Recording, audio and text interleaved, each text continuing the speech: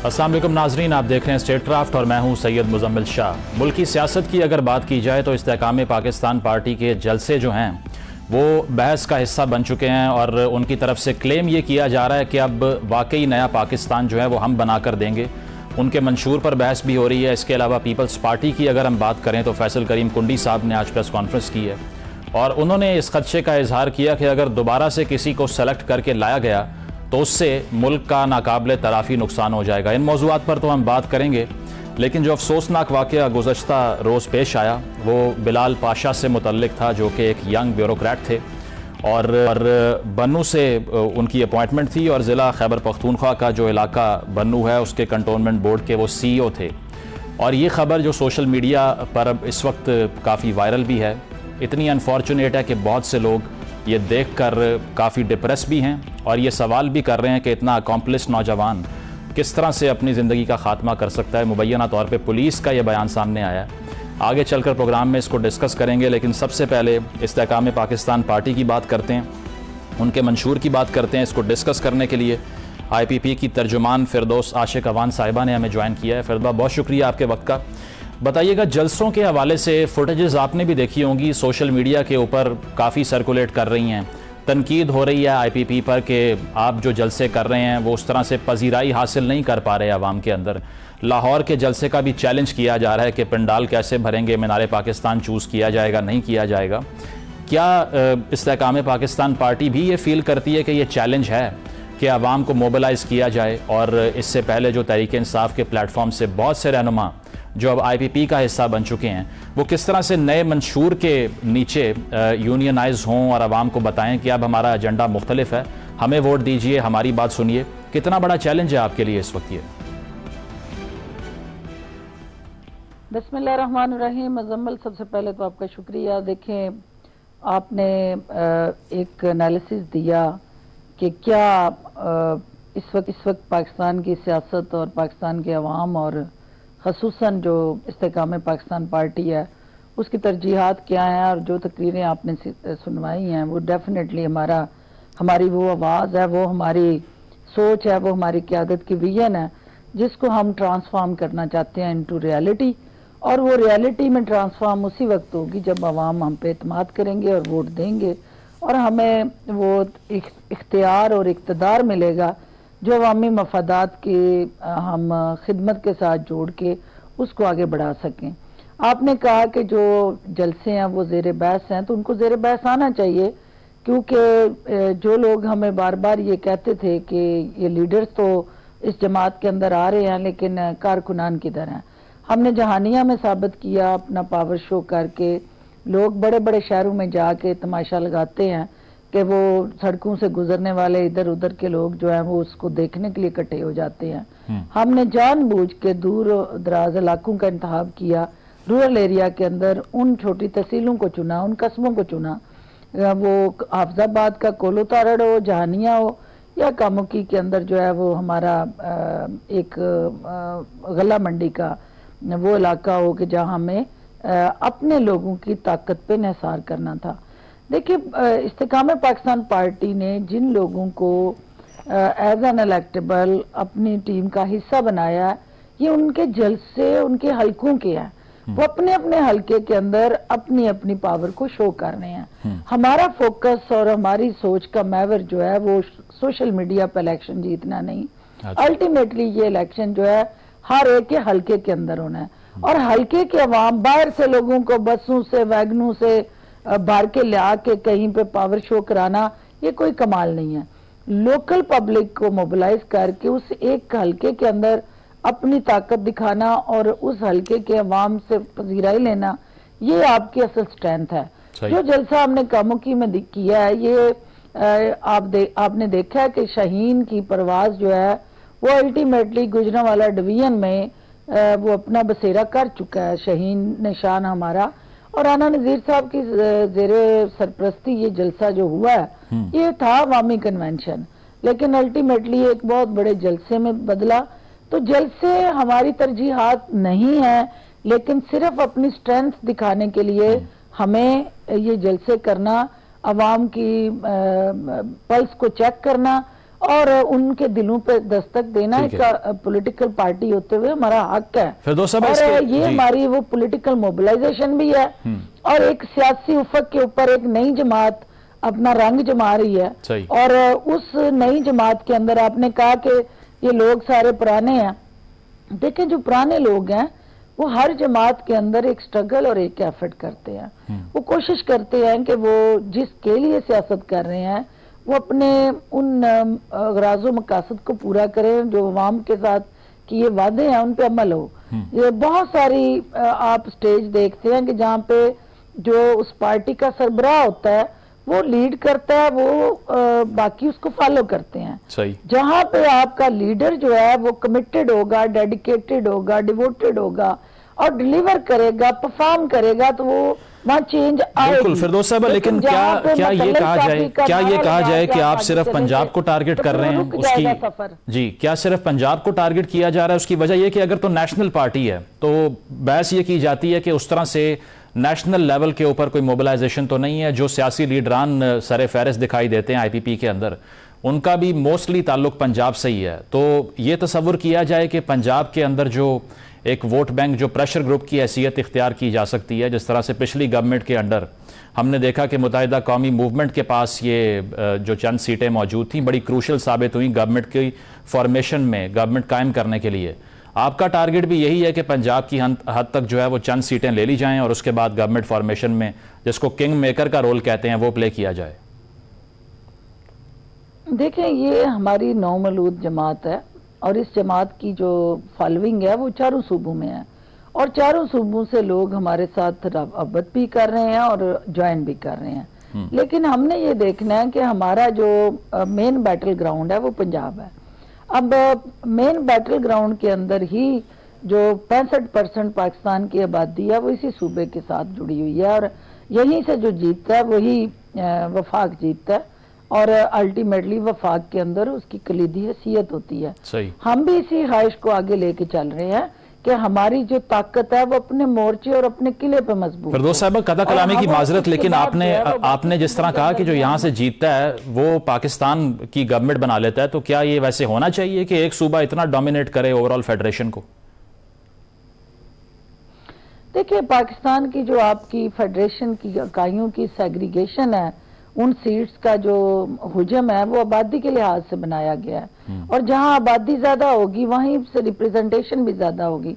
पंजाब के अंदर चूंकि 65% से ज्यादा आबादी है तो जाहिर है उसकी रिप्रेजेंटेशन भी वफाक में ज्यादा होगी, तो बाकी सूबे भी उतने ही इम्पोर्टेंट है। लेकिन जाहिर है वो सीट्स जो है वो आबादी के तनासब के हिसाब से जमातों में डिवाइड होनी है। तो यहाँ चूंकि सीट्स ज्यादा है तो यहाँ आपका शेयर भी ज्यादा हो सकता है। ठीक है फिरदौस साहब, एक ब्रेक की जाने बढ़ना है हमें और इसके बाद नाजरीन जब ब्रेक से वाएंगे तो जो मंशूर है इस्तेहकाम पाकिस्तान पार्टी का, उसके जो नकात हैं उसको डिस्कस करेंगे after the break. Welcome back नाजरीन। इस्तेहकाम पाकिस्तान पार्टी की तर्जुमान फिरदौस आशिक अवान साहिबा हमारे साथ मौजूद हैं। गुफ्तगू का सिलसिला जारी है। फिरदौस साहिबा, ये जो दावे किए जा रहे हैं, जहांगीर तरीन साहब की गुफ्तगू भी हमने नाजरीन को दिखाई कि कम से कम उजरत जो है वो 50,000 होगी मजदूर की, 300 यूनिट तक इस्तेमाल करने वाले जो सारिफीन हैं बिजली के, उनको मुफ्त बिजली की फराहमी को इंश्योर करेंगे। इसके अलावा काश्तकारी के हवाले से भी प्लान है। तो ये सारे वादे बहुत आइडियलिस्टिक लगते हैं। ऑन पेपर तो ठीक है कि अगर देखा जाए तो इसमें हर चीज़ बड़ी ऑप्टिमिस्टिक दिखाई देती है। इसको प्रैक्टिकली अमल में लाने के लिए आपको लगता है कि ये रियलिस्टिक चीज़ है कि इस तरह के वादे बाद में वफा हो सकते हैं? देखिए, इसमें इम्पॉर्टेंट जो पहलू है वो आपने देखना है कि जो बात कही जा रही है वो इम्पॉसिबल नहीं है। पाकिस्तान के पास वसाइल की कमी नहीं है। पाकिस्तान को अल्लाह ने हर तरह की नेमत से मालामाल किया है। अगर यहाँ कोई कमी रही तो वो लीडरशिप की नीयत की रही और वो लीडरशिप जो है वो सुप्रीम काज, जो नेशनल काज या पब्लिक काज है, उसकी बजाय अगर अपनी ज़ात को सुप्रीम बना के और उन तमाम वसाइल का रुख जो है वो अपनी जमात या अपने पॉलिटिकल इंटरेस्ट के साथ जोड़े रखेगी तो यकीनन पाकिस्तान के लिए फिर ये बड़े बड़े जो प्रोग्राम जिनकी हम बात कर रहे हैं ये चैलेंजिंग होंगे। जब हमारी नीयत ठीक है और हम ये कह रहे हैं कि एक किसी भी शख्स को जब वो बात करता है तो फोकस ये होता है कि कौन कह रहा है। और फिर ये होता है कि क्या कह रहा है। और पंजाब के अंदर ही हम देखते हैं कि अगर 3 पार्टीज, मेन स्ट्रीम पार्टीज की बात की जाए, पीपल्स पार्टी हो, नून लीग, तहरीक इंसाफ, IPP की हरीफ जमात कौन सी है? देखिए, IPP के हरीफ हर वो जमात है जो पॉलिटिकल मेन फ्रंट पे या उस सियासी मैदान के अंदर हमें चैलेंज करेगी। सियासत के अंदर आपने देखना होता है कि वो पॉलिटिकल स्पेस जो है आपके लिए चैलेंजिंग कौन सी वो है, एक लोकलाइज कॉन्स्टिट्यूएंसी जो पॉलिटिक्स है, तो हर कॉन्स्टिट्यूएंसी के अंदर चैलेंजिंग फोर्स और थ्रेटनिंग फोर्स डिफरेंट होती हैं। पंजाब में जगह पे हमें नून लीग, पंजाब किसी जगह उस कॉन्स्टिट्यूएंसी में हम नून लीग के साथ हेड ऑन हेड होंगे। कहीं PTI का मैं नहीं समझती कि वहां पे कोई ऐसा हमें थ्रेट होगा, लेकिन जाहिर ऑफ कोर्स वहां से कोई ना कोई इलेक्शन लड़ रहा होगा। तो जो भी इलेक्शन लड़ रहा होगा, इलेक्शन की शेड्यूल के बाद उस लैंडस्केप के अंदर डिसीजन होते हैं, उसको मार्क किया जाता है। तो साहिबा, क्या आप लोग ये इस बात की उम्मीद लगाए बैठे हैं कि अगर इस बात की उम्मीद है IPP के लोगों को कि अगर बल्ले का निशान ना हो तो हमारे लिए थोड़ा रिलीफ आ जाएगा?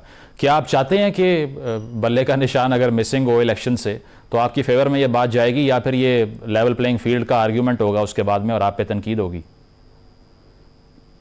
देखिए, हम बिल्कुल नहीं चाहते कि किसी से कोई निशान छीना जाए या किसी को ये वावेला करने का मौका मिले कि वो 30 मार खान पता नहीं क्या कर देते अगर उनसे ये बल्ले का निशान ना छीना जाए।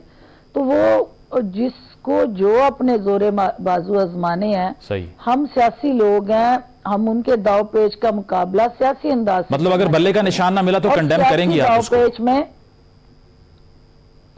देखिए, वो इलेक्शन कमीशन उस पर क्या कानूनी कार्रवाई करता है और उस कानून के मुताबिक, उन जवाबत के मुताबिक वो क्या लायामल इख्तियार करता है।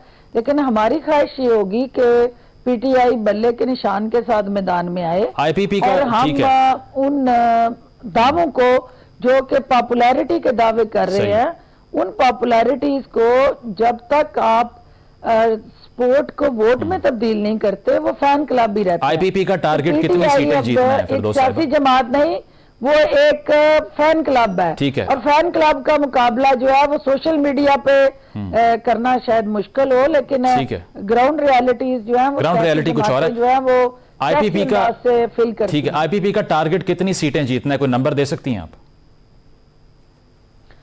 देखिए, मैक्सिमम हम जितने भी पंजाब के अंदर हो या वफाक के अंदर हो, हमारी कोशिश तो होगी कि मैक्सिमम स्ट्रेंथ हमारे पास आए और हम एक साइजेबल सीट्स और नंबर लेके साइजेबल कितनी होंगी पहुंचे और उस हुकूमत की हुकूमत साजी में हमारा एक कलीदी किरदार हो और हम ये दावा कर सकते हैं कि जितनी भी हमारी सीटें होंगी, कोई भी हुकूमत जो है वो IPP के बगैर हुकूमत नहीं बना सकेगी, कोई भी और जमात। फिरोज साहब, ये बताइए, अली नवाज अवान साहब, हम एक दूसरे को सपोर्ट करने पे मजबूर हैं। ठीक है, अली नवाज अवान साहब और फारूक हबीब साहब की शमूलियत से लग तो ये रहा है कि IPP को फायदे की बजाय नुकसान हो गया है। लोग तनकीद कर रहे हैं, सवाल उठ रहे हैं। आपको लगता है कि ऐसे रहनुमाओं की शमूलियत आपकी पार्टी में आपका फायदा कर रही है? देखिए, हमें शख्सियात या वो अफराद जिनकी आप निशानदेही कर रहे हैं, वो हमेशा किसी भी शख्स को जब आप एज एन इलेक्टेबल या इंडिविजुअल साथ मिलाते हैं तो खुशी की बात होती है। लेकिन मुझे नहीं पता कि आप कौन सी उसके अंदर ऐसी तनकीद है। सियासत पे तनकीद नहीं होनी या सियासतदानों पे नहीं होनी तो किस पे होनी है? सही। लेकिन जो ग्राउंड रियलिटीज हैं उसको देखना पड़ेगा कि क्यों जो है वो फारूक हबीब और अली नवाज ने PTI छोड़ी। PTI की जिद, हटदर्मी और 9 मई जैसे वाकयात जो है, ठीक है, कोई मुहिब्बे वतन पाकिस्तानी जो है वो कैसे फिरदौस साहब, आखिरी सवाल आपको मुजम्मल, इसमें आप पहले ये एक बात सुन लें जी कि एक है सियासी जमात, एक है अस्करी विंग। अगर PTI सियासी जमात के तौर पे मैदान में उतरती है तो सियासी दाव पेच से हम उसका मुकाबला करने के लिए तैयार हैं। ठीक है, पॉइंट आ गया आपका। अस्करी विंग बन के अपने आप को इंतहा पसंद जमात बना के तसादम और टकराव से डिक्टेट करके सियासत करना चाहती है, ठीक है, तो फिर ऐसी सियासत की पाकिस्तान फिरदौस साहिबा आखिरी सवाल, आपने जब पहली प्रेस कॉन्फ्रेंस की पार्टी की तो 100 के करीब अफराद मौजूद थे। अब कहा यह जाता है कि दोबारा अगर सबको इकट्ठा किया जाए 100 का नंबर अचीव नहीं होगा। दूसरी बात यह कि जो लोग तहरीक इंसाफ से आए वो उतनी मेहनत नहीं कर रहे जितनी PTI में करते थे। फिरदौस साहिबा, आपका नाम भी इसमें शामिल है क्या कि आप भी IPP के लिए वो मेहनत नहीं कर रही जो आपने PTI के लिए की थी किसी दौर में?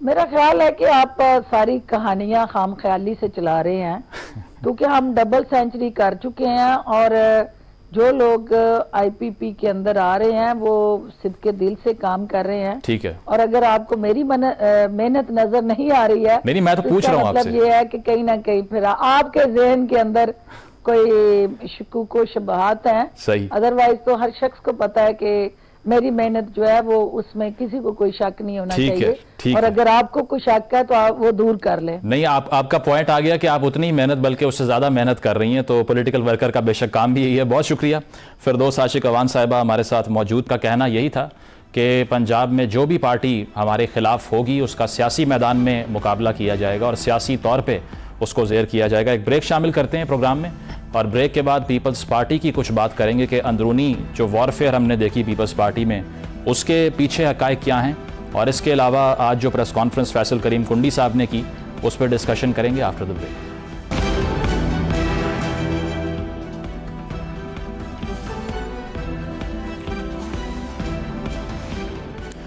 वेलकम बैक नाज़रीन। पीपल्स पार्टी में इख्तलाफात के हवाले से जो ख़बरें थीं वो गुज़श्ता हफ्ते से गर्दिश कर रही हैं, और उसमें हमने ये भी देखा कि बिलावल साहब और आसिफ अली जरदारी साहब के दरमियान जो एक एक्सचेंज हुआ, यानी कि जरदारी साहब के इंटरव्यू के बाद जो डिस्कशन सामने आई उसके ऊपर भी बात शुरू हो गई और उसके बाद में तस्वीर लगाई गई बिलावल साहब की तरफ से और कहा गया कि सब एक हैं। तो इसी हवाले से हम बात करते हैं, क्योंकि आज पीपल्स पार्टी की जो मुज़ाकराती कमेटी थी उसका भी इजलास हुआ था। नासिर हुसैन शाह साहब ने हमें ज्वाइन किया, पीपल्स पार्टी के रहनुमा है। बहुत शुक्रिया शाह साहब आपका।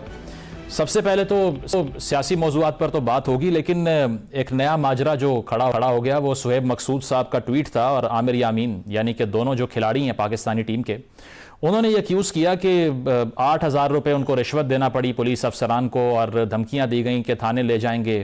तो ये बड़ा तशवीशनाक है। किस तरह से देख रही है पीपल्स पार्टी इसको? बिस्मिल्लाहिर्रहमानिर्रहीम, अल्लाहुम्मा सल्ली अला मुहम्मद व आले मुहम्मद। मैंने असल में हम लोग कोयटे आए हुए हैं और यहाँ पे वो यौम तासीस के जलसे और उसकी तैयारियों में है, मीटिंग्स हैं और दीगर चीजें थी, तो मैंने तो ट्वीट नहीं देखा। लेकिन अगर कहीं पे ऐसा हुआ है तो बहुत मायूब है, बिल्कुल नहीं होना चाहिए और सख्त एक्शन होना चाहिए उन पे जिन्होंने अगर इस तरह के जो हमारे कौमी हीरो हैं या कोई भी एक आम आदमी से भी अगर इस तरह से कोई करता है तो को ये बिल्कुल भी इजाजत नहीं है और उन पर एक्शन हो। और ये कौमी रोज के साथ हुआ है तो अभी तो इस पर मुकम्मल इंक्वायरी हो और फिर सबके सामने लाया जाए ताकि वो आम आदमी को भी तंग न कर सके। शाह साहब ये बताइएगा, जिस तरह से आपने भी कहा कि कौमी हीरो हैं, वो ये कह रहे हैं कि जब हमने ये बताया कि हम कौमी हीरो हैं तो उन्होंने कहा कि फिर तो आपको और ज़्यादा पैसे देने चाहिए। तो ये जो ओवरऑल रिफॉर्म्स हैं आपको लगता है कि होनी चाहिए ताकि इस तरह की एम्बेरसमेंट ना हो? देखें, बिल्कुल होनी चाहिए। असल इशू ये है कि वो जो नीचे कहीं पे जो पुलिस वाले या जो भी लोग इस तरह के खड़े होते हैं वो उनकी जो मेंटेलिटी है ये उसके लिहाज से, और बहुत सारे लोग वो भी हैं जो उनकी तारीफ भी करते हैं कि इतनी सख्त ड्यूटी के बाद भी वो बड़े बाअखलाक तरीके से सबसे पेश आते हैं या जो भी है। और इस तरह की ब्लैक शीप्स भी होती हैं वहां पे, तो अगर इन्होंने किसी ने किया है तो उस पर एक्शन हो ताकि दूसरे भी सबक सीखें। अच्छा, मुझे सियासी मामलात के हवाले से जो है वो ये बताइएगा कि 16 माह की जो कारकर्दगी थी PDM की, अगर उसकी बात की जाए तो एक यूनियन फॉर्म की गई, बेशक फेस शहबाज शरीफ साहब का था लेकिन पीपल्स पार्टी भी उस इत्तेहाद का हिस्सा थी, और आज अचानक से आप पे क्रिटिसिज्म ये हो रहा है कि अब चूंकि हुकूमत चली गई है, इलेक्शन सर पे खड़ा है, तो आप डिस्टेंस कर रहे हैं उस 16 माह से अपने आप को, और आप ये कह रहे हैं कि अब पीपल्स पार्टी जो है वो उसको दीवार से लगाया जा रहा है या फिर कोई सिलेक्शन का प्रोग्राम बनाया जा रहा है। क्या खदशात हैं आपके, और ये 16 माह की जो आपकी शराकत थी इसको जस्टिफाई क्यों नहीं किया जा रहा? ये क्यों कहा जा रहा है कि पीपल्स पार्टी जो है वो इसका उस तरह से हिस्सा नहीं थी डिसीजन मेकिंग में? देखें, बिल्कुल 16 माह की गवर्नमेंट थी, उसमें सब साथ थे और बहुत सारे डिसीजन जो थे वो ज्वाइंट थे। बल्कि जाहिर है जितने भी उस वक्त हुए उससे बरीउल जुमा इस तरह तो नहीं हो सकता, लेकिन उस वक्त भी रिकॉर्ड का हिस्सा है कि बहुत सारे इश्यूज पे पाकिस्तान पीपल्स पार्टी अपने तहफ़्फ़ुज़ात का इजहार करती थी। लेकिन जाहिर है उस वक्त जो हालात थे, जिस तरह पीटीआई की नाअहल वफाकी हुकूमत ने जो कुछ यहाँ पे किया, जिससे मुल्क डिफॉल्ट की तरफ जा रहा था, तो उसके लिए फिर ये मिलके फैसला जरूर करते थे। और लेकिन ये एक हद तक तो बात है कि जब भी बहुत सारी ऐसी चीजें थी जिसमें पीपल्स पार्टी के तहफ़्फ़ुज़ात, इवन कैबिनेट मीटिंग में भी जो हमारे कैबिनेट मेंबर्स थे वो जरूर रखते थे। तो ये इश्यूज हैं, कुछ चीजों पे हो सकता है कि बेहतरी लाई जा सकती थी, लेकिन चलें इसमें मैं सिर्फ ये कहूंगा कि वो हम जाहिर है उससे इस तरह बिल्कुल भी बरील जिम्मा नहीं। शाह साहब, ये इसके अलावा राना सनाउल्लाह साहब का क्लेम ये 120 सीटें जीतेंगे। फैसल करीम कुंडी साहब कहते हैं कि 20 भी नहीं जीत सकती नून लीग। आप अंडर एस्टिमेट नहीं कर रहे पीएमएलएन को? देखें, पीएमएलएन हमारे लिए एक इंतहाई मोतबर पार्टी है और मियां नवाज शरीफ साहब हमारे लिए इंतहाई काबिल एहतराम है। वो तो जाहिर इलेक्शन का दिन बताएगा, ये तो पॉलिटिकल स्टांस हो सकता है राना सनाउल्लाह साहब की तरफ से 120 का आया, हमारे फैसल करीम कुंडी साहब ने उनकी 20 कर दी। मैं नहीं समझता कि कोई ऐसी पोजीशन है। आपको क्या लगता है कितनी जीतेंगे? जाहिर है पंजाब उनका स्ट्रांग होल्ड है और वहां से वो काफी अच्छी सीटें लेंगे, मैं समझता हूँ, लेकिन कोई ऐसी भी नहीं जितनी वो क्लेम कर रहे हैं। और कराची में क्या होगा एमक्यूएम के डिसीजन के बाद से? सर देखें, कराची या पूरी सिंध की अगर बात कर लेना तो वहां पे हमें इस इत्तेहाद से या इन चीजों से हम बिल्कुल खौफ नहीं है, बल्कि पाकिस्तान पीपल्स पार्टी, जिस तरह आपने कराची का जिक्र किया, हम पहले से ज्यादा नशिस्तें लेंगे। फैसल करीम कुंडी साहब ये कहते हैं कि एक और सिलेक्शन हुई तो मुआशी तौर पे बर्बादी हो जाएगी। ये किसकी सिलेक्शन की बात हो रही? देखिए, जो एक तासुर मिल रहा है ना, आप देखें मुझसे ज्यादा तजुर्बाकार है और बहुत ज्यादा इदराक रखते हैं कि वो जो आम चीजें मीडिया पे आ रही हैं कि जी मियां साहिबान को कुछ ज्यादा फेवर दी जा रही है, खासतौर पर वो कह रहे हैं कि जी वो जैसे आए थे तो जी बायोमेट्रिक के लिए एयरपोर्ट पे टीम पहुंच गई, दीगर चीजें और भी इश्यूज हैं। लेकिन मैं देखें, पीपल्स पार्टी ये भी समझती है आप के जो मियां साहब को सजा हुई थी वो गलत हुई थी। तो बेटे से पैसे तनख्वाह न लेने पे उनको नाअहल करार दे दिया गया, उनको सजा हुई, तो वो भी गलत थी। वो सारे केसेस फैब्रिकेटेड थे। इसके बावजूद के गिलानी साहब के केस में मियां साहब कोर्ट में चले गए थे।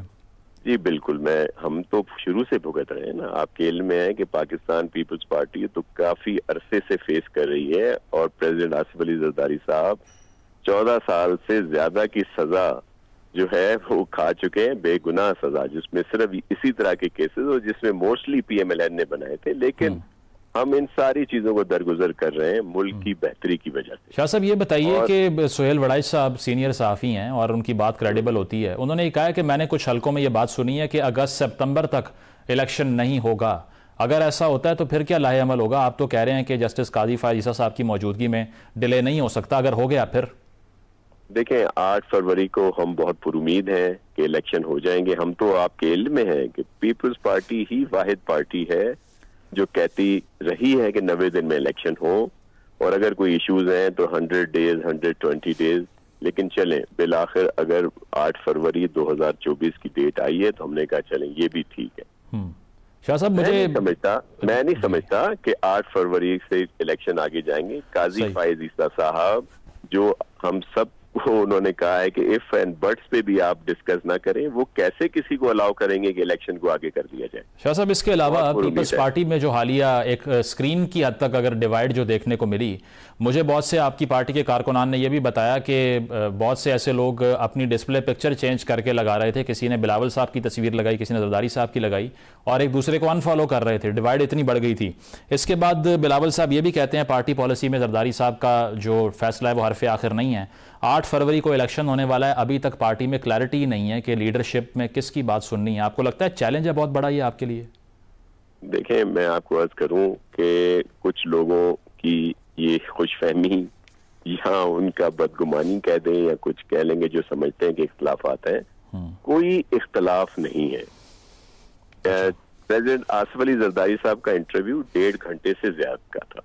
उसमें से 1-2 मिनट जो बात को हाईलाइट किया गया उसमें ये तो कह दिया गया कि जी चेयरमैन बिलावल भुट्टो जरदारी साहब जो हाईलाइट किया जा रहा है कि अभी उनको तजुर्बा हासिल करने की जरूरत है, लेकिन उस चीज को हाईलाइट नहीं किया जाता जिसमें प्रेसिडेंट खुद कह रहे हैं कि बिलावल मुझसे ज्यादा टैलेंटेड है, मुझसे ज्यादा एजुकेटेड है, मुझसे ज्यादा सियासी समझबूझ रखता है, मुझसे ज्यादा काम कर रहा है। और तजुर्बे के लिए उन्होंने अपने लिए भी कहा कि मैं भी इस वक्त तक तजुर्बा हासिल करता हूँ, सीखता हूँ। तो ये तो एक जहद मुसलसल है सीखना, और उसको कह दिया गया जी, उन्होंने कह दिया ये नया तजुर्बेकार है। अब आ जाए 3P और 4P पे।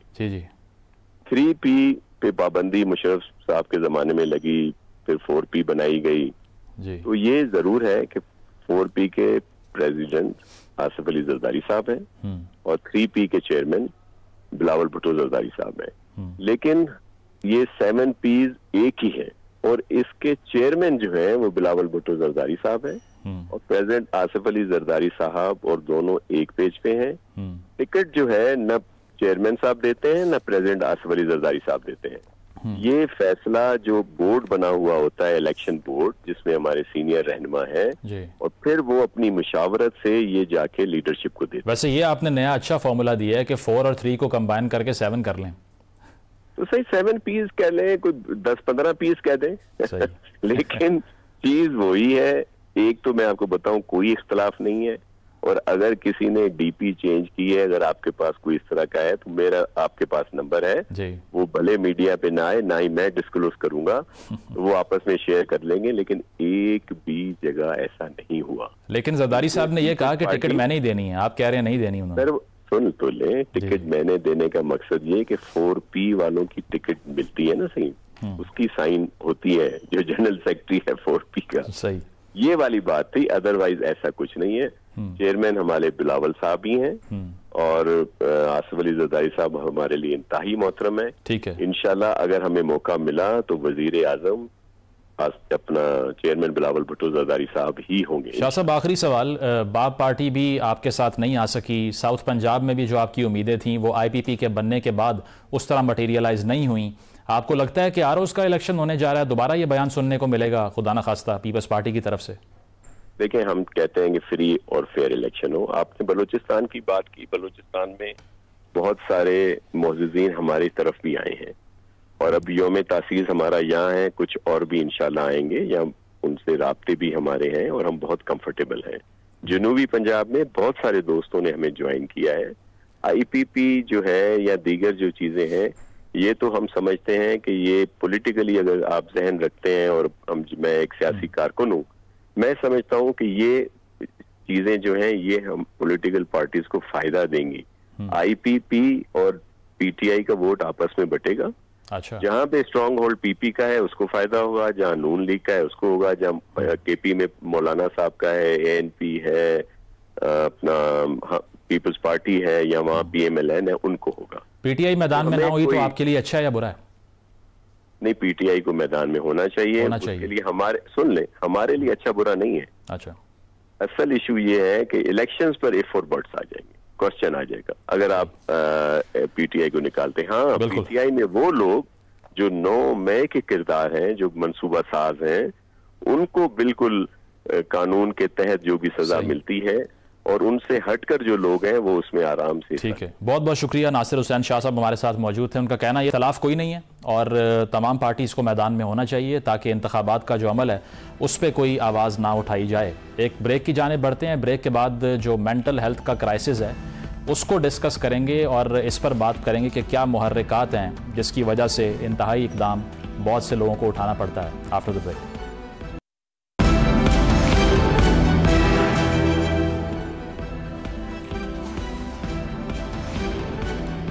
वेलकम बैक नाजरीन। एक अलमिया ये है कि बहुत सी जिस्मानी बीमारियां जो होती हैं उसका तो इलाज हो जाता है, उसकी दवा भी मौजूद होती है और अवेयरनेस भी मौजूद होती है कि इसका इलाज कैसे करवाना है।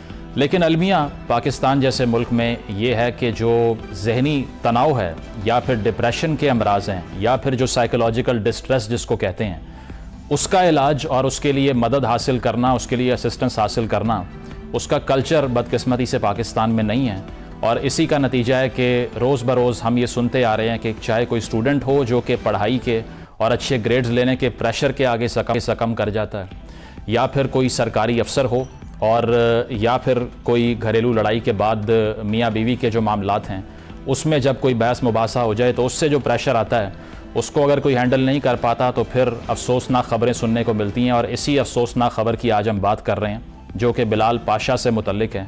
बिलाल पाशा पसमानदा इलाके से, साउथ पंजाब के अब्दुल हकीम के इलाके से एक बड़ा अफसर बनता है, सरकारी इम्तिहान पास करता है, अपने वालिदैन का सर फ़ख्र से बुलंद करता है। और बहुत से पाकिस्तान में ऐसे तालिब इल्म जो कि CSS की तालीम हासिल कर रहे हैं और ये इम्तिहान पास करना चाहते हैं, वो बिलाल पाशा को एक आइडियल के तौर पे देखते थे, सोशल मीडिया पे फॉलो करते थे। जब गुज़श्ता रोज़ उन्होंने ये ख़बर सुनी कि बिलाल पाशा ने मुबैना तौर पे अपनी ज़िंदगी का ख़ात्मा कर लिया है, तो ये ख़बर नाकाबिल यकीन साबित हुई। इसकी मुख्तलिफ़ वजूहात हैं। एक बड़ी वजह यह कि कामयाबी का जो एक बेंचमार्क होता है ज़िंदगी में वो यही होता है कि अच्छी नौकरी मिल जाना या पैसे कमाना या ज़िंदगी में आगे बढ़ जाना प्रोफेशनली। बिलाल पाशा के पास वो सब कुछ था। वो एक अच्छी पोस्ट पर नौकरी भी कर रहे थे और बन्नू कंटोनमेंट बोर्ड के वो चीफ़ एग्जीक्यूटिव के तौर पे फ़राइज़ सर अंजाम दे रहे थे। टॉप पोजीशंस पर वो काम कर चुके हैं। सोशल मीडिया पे लोग उन्हें फॉलो करते रहे। तो आम तासुर यही था कि ये एक सक्सेसफुल आदमी है, लेकिन उस आदमी की जो जहनी सेहत थी वो कितनी ख़राब होगी इसका किसी को अंदाज़ा नहीं था, क्योंकि कम्युनिकेट करना, इस बारे में गुफ्तगू करना आज भी इस मुआशरे में मुश्किल समझा जाता है बहुत से लोगों के लिए। उसकी वजह सिर्फ ये है कि अवेयरनेस नहीं है। मेरे सामने ग्लोबल हेल्थ असेसमेंट नामी एक रिपोर्ट के अदाद शुमार मौजूद हैं। 2019 की ये रिपोर्ट है और हैरान कुन इसमें अदाद शुमार हैं, क्योंकि बताया गया कि 2019 के साल के अंदर तकरीबन 19,301 पाकिस्तानियों ने ख़ुदकुशी की है। इसका मतलब ये है कि पाकिस्तान के अंदर 53 लोग 53 पीपल एवरी सिंगल डे रोज़ ख़ुदकुशी का शिकार हो जाते हैं और हर घंटे में 2 अफराद ख़ुदकुशी करते हैं। इसमें 76% मर्द हजरात और 34% ख़वातीन शामिल हैं। ये स्टैट्स ये बताते हैं कि ये अलार्मिंग फ़िगर्स हैं, इनको एड्रेस ना किया गया तो ये मज़ीद ये जो फ़िगर्स हैं ये आहिस्ता आहिस्ता एक ऐसे कैटास्ट्रफी में कन्वर्ट हो जाएगा, एक ऐसी मुश्किल सिचुएशन में कन्वर्ट होगा जिसको संभालना हमारे मेंटल हेल्थ प्रोफेशनल्स के लिए भी मुश्किल होगा। तो इसी हवाले से आज हम बात करते हैं कि कौन से ऐसे मुहर्रिकात हैं जिसकी बिना पर एक इंसान इतना इंतहाई इक़दाम उठाने पे मजबूर हो जाता है। इसी पर बात करने के लिए माहिर नफ्सियात डॉक्टर मुइज़ हुसैन हमारे साथ मौजूद हैं। डॉक्टर साहब, बहुत शुक्रिया आपके वक्त का। बताइएगा, एक और अफसोसनाक वाक़या बिलाल पाशा की सूरत में कौम ने देखा और उनकी तस्वीरें, उनकी कुछ वीडियोस सोशल मीडिया पे गर्दिश कर रही हैं। कुछ वीडियोस में वो खुद ये बात जो है इस पे स्ट्रेस दे रहे हैं कि हाँ, मेरे पास सब कुछ है, मेरे पास गार्ड्स भी हैं, गाड़ियाँ भी हैं, घर भी है और ज़िंदगी साइशें भी हैं, लेकिन इसके बावजूद वो कंप्लीटनेस जो होती है या फिर जो ज़हनी सुकून है वो मेरे पास नहीं है। आपको क्या लगता है कि पाकिस्तान के अंदर कितनी अशद ज़रूरत है इस बात की कि इस पर एक ग्रैंड डिबेट की जाए और मेंटल हेल्थ की अवेयरनेस को बढ़ाने के लिए क्या करना चाहिए? बिस्मिल्लाहिर्रहमानिर्रहीम, अस्सलाम वालेकुम जी। देखें, सक्सेस का मयार हमने रखा है कि आला ओहदा, पैसा, इज्जत, शोहरत, ये सक्सेस का मयार रखा है। असल में सक्सेस में जो बहुत इंपॉर्टेंट एलिमेंट है वो मेंटल हाइजीन और मेंटल हेल्थ की है। जिस्म में कोई बीमारी होती है, डॉक्टर की दवाई मौजूद है, आप ले लेते हैं, आप ठीक हो जाते हैं। ज़हनी अमराज में पता भी नहीं चलता कि आपको कौन सा मर्ज लाहक है। जो सबसे बड़ा मसला है हमारे माशरे में, पाकिस्तान की बिलखुसूस बात करूंगा, यहाँ पे उसूलन सुइसाइड रेट बहुत कम होना चाहिए, क्योंकि यहाँ पे ह्यूमन सपोर्ट बहुत है। आपके आप बीमार है, परेशान है, आपके दोस्त आके बैठ जाएंगे, मोहल्ले वाले बैठ जाएंगे, लेकिन समझ नहीं आ रहा कि इसके बावजूद ये क्यों हो रहा है। तो शायद इसकी वजह ही है कि स्ट्रेस जब बहुत ज्यादा होता है और उसका किसी हवाले से उसकी कोई वेंटिलेशन ना हो, कोई रास्ता ना हो, तो वो फ्रस्ट्रेशन में हो जाता है। और फ्रस्ट्रेशन में 2 चीजें होती है, या तो इंसान अपनी जान ले लेता है या किसी और की जान ले लेता है। अब खवातीन के हवाले से आप देखेंगे मोस्टली जो केसेस होते हैं वो घरेलू नौयत के होते हैं, शौहर का जुल्म, सास का जुल्म वगैरह वगैरह। स्ट्रेस बर्दाश्त करते करते एक वक्त आता है जब वो बर्दाश्त नहीं कर पाती और वो अपनी जान ले लेती है। अब मर्दों में अगर हम स्टूडेंट्स की बात करें तो आपने बिल्कुल सही फरमाया कि स्टूडेंट्स में एग्जाम का करना, मगर एक सबसे बड़ी बात है कि माँ बाप जब बच्चे से बहुत हाई एक्सपेक्टेशन रख लेते हैं और उसको कंपेयर करते हैं और समझते हैं कि जितने मार्क्स ज्यादा आएंगे उतना बच्चा कामयाब होगा, इस गलती की वजह से बच्चे पे जो प्रेशर होता है, देखिए हर बच्चा पढ़ने में अच्छा नहीं होगा, कोई आर्टिस्ट होगा, कोई म्यूजिशियन बनेगा, किसी में कोई और हुनर और कला होगी। हमारे माँ बाप को ये समझ में नहीं आती कि हर बच्चा अगर सिर्फ पढ़ने में अच्छा होगा तो दुनिया में सिर्फ प्रोफेसर होंगे और टीचर्स होंगे, दूसरा कोई प्रोफेशन नहीं होगा। तो बच्चों में ये मसला है। अब बड़े हुए में क्या होता है, देखें जी, सबसे इसकी जो अंडरलाइंग रीजन है ना, वो है इनजस्टिस। हर तरह से इनजस्टिस, यानी इस हद तक इनजस्टिस है, कोर्ट के केसेस नहीं ठीक होते, लोगों को जवाब नहीं मिलता, लोगों को हल नहीं मिलता, खुदकुशी करते हैं। आपके साथ ज्यादती भी, जुल्म हुई, आप किसके पास जाओ, आप थाने जाओगे, वहां से आपको कुछ आप फंस गए अगर थाने आए, जिनके मोबाइल छिनते हैं, जिनके रोजगार चले जाते हैं, प्लॉट पे कब्जा, घरों पे कब्जा, तो ये तमाम इतना स्ट्रेसफुल माहौल है पाकिस्तान में। डॉक्टर साहब ये देखिए ना, ये आपने जो बताया कि स्ट्रेस के जो रीजंस हैं वो तो इस पे कोई दो राय नहीं है कि यही होंगे, लेकिन ये जदीद मुआशरों के अंदर फर्स्ट वर्ल्ड में भी होता है। फर्क सिर्फ ये है कि वहां पर मेंटल हेल्थ प्रोफेशनल्स जो हैं वो एक्सेसिबल होते हैं, और वहाँ अगर कोई ये कहे कि मुझे डिप्रेशन है तो उसको साइकोलॉजिस्ट रेकमेंड करने में कोई शर्म महसूस नहीं की जाती। ना ही इसको एक टैबू बनाया गया है कि अगर कोई साइकोलॉजिस्ट से थेरेपी ले रहा है तो उसका मजाक उड़ाया जाए कि ये तो पागलपन का शिकार हो चुका है। तो हमारे यहाँ ये नॉर्मलाइज कैसे होगा कि साइकोलॉजिस्ट के पास जाना या उस तक एक्सेस हासिल करना कोई मायूब बात नहीं है, कोई बुरी बात नहीं है? आई थिंक सबसे बड़ा जो हेल्प हो सकती है वो फार्मा इंडस्ट्री जितनी बड़ी है पाकिस्तान में, वो मुख्तलिफ सेमिनार्स वगैरह करती है सिर्फ डॉक्टर्स के लिए, और वही पैसा अगर ये खर्च करे कि लोगों को मुख्तलिफ शहरों में सेमिनार्स हों, मतलब मल्टी लेवल पे ये होना चाहिए काम, जहां मुख्तलिफ इलाकों के घर वालों को बुलाया जाए और डॉक्टर को भी बिठाया जाए और वहां ये बताया जाए कि जी ये मेंटल हेल्थ क्यों जरूरी है। बिकॉज अगर आपका माइंड जो कि मेन है, देखिए वो कहते हैं ना, it is always the man behind the gun. जिस्म आपका गन है मगर चलाने वाला तो आपका माइंड है, आपकी सोच है, आपकी ख्याल है। तो अगर इसको समझाया जाए और किया जाए तो मेरे ख्याल में अवेयरनेस पहले की। दूसरी चीज, आपके स्कूल से लेकर यूनिवर्सिटी तक हर हफ्ते एक दिन आधे घंटे के लिए स्कूल से लेकर यूनिवर्सिटी तक आप ऐसे सेशन रखें जिसमें एक्सपर्ट्स आके बच्चों को स्ट्रेस को मैनेज करना सिखाए। अगर ये बच्चा इस लेवल पे जब वो एजुकेशन ले रहा है, अगर स्ट्रेस मैनेजमेंट दुनिया में बहुत बड़ी एक कला है, बहुत बड़ा आर्ट है, सीखा जा सकता है।